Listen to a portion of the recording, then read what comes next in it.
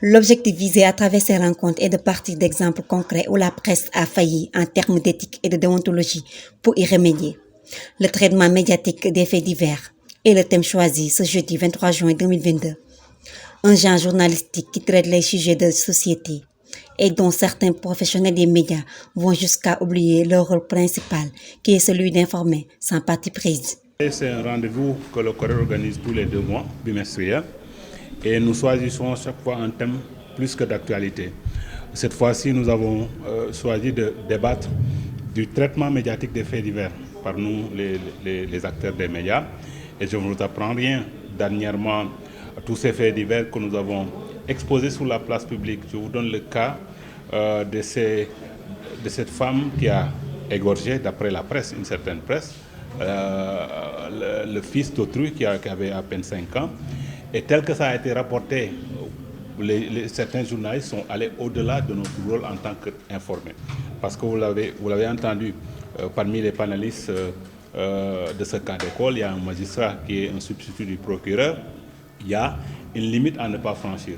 Nous informons, mais nous ne condamnons pas. Parce que c'est important, même si le journaliste a été témoin des faits, il ne lui appartient pas d'étayer la culpabilité de la personne. Ça, c'est laissé au magistrat. Et il faut que nous, en tant que journalistes et techniciens des médias, nous ne perdions pas ça de vue, parce que c'est important. Souvent, nous condamnons les gens de facto, alors que ce n'est pas notre rôle. Notre rôle, c'est d'informer. Donc, il faut faire attention même aux termes que nous utilisons. Parce qu'il a été dit, par exemple, aujourd'hui, de plus en plus face au vol des bébés, nous parlons de vol, alors qu'on doit parler d'enlèvement. Donc, il y a des précautions à prendre. Et je pense que même comme ça a été proposé, au sortir d'un tel cas d'école, nous pouvons, en tant que, pour une plus grande collaboration avec l'Union des magistrats sénégalais, essayer de voir tous ces journalistes intéressés par les faits divers, comment on peut approfondir leurs connaissances, parce que c'est important. Et les termes ont leur importance, parce qu'un terme mal placé peut avoir des conséquences désastreuses. Selon le journaliste chroniqueur d'Audomine, les faits divers sont d'une importance capitale. Donc celui qui les traite doit y mettre de la rigueur. Les faits divers convoquent des intérêts matériels, mais également des intérêts moraux. À chaque fois, vous avez une victime, mais vous avez également une partie civile. Lorsque dans ce cadre de ce traitement-là, nous devons être à équidistance de la victime, mais également à équidistance de la personne qui est poursuivie.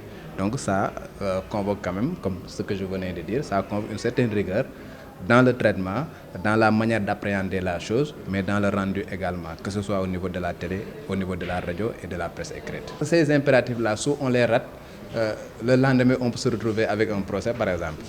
Lorsqu'on traite un fait divers, facilement, vous pouvez vous retrouver avec un procès en diffamation ou bien un procès en diffusion de fausses nouvelles. À part de ce moment-là, votre rédaction est civilement responsable, va payer les condamnations pécuniaires, mais vous, journalistes, vous engagez vos responsabilités pénales parce qu'il y a quelqu'un qui doit aller en prison, c'est vous, journalistes, qui devez aller en prison. Donc ça veut dire tout simplement que nous devons avoir cette rigueur-là dans le traitement pour éviter un certain nombre de déconvenus. Le magistrat Youssouf Ndiaye a pour sa part mis l'accent sur la formation dont doivent faire les journalistes concernant la maîtrise des termes juridiques. Ce séminaire vient à son heure, puisqu'on nous invite pour parler non seulement des principes directeurs qui doivent guider le traitement de ces types d'informations, mais également la terminologie adéquate.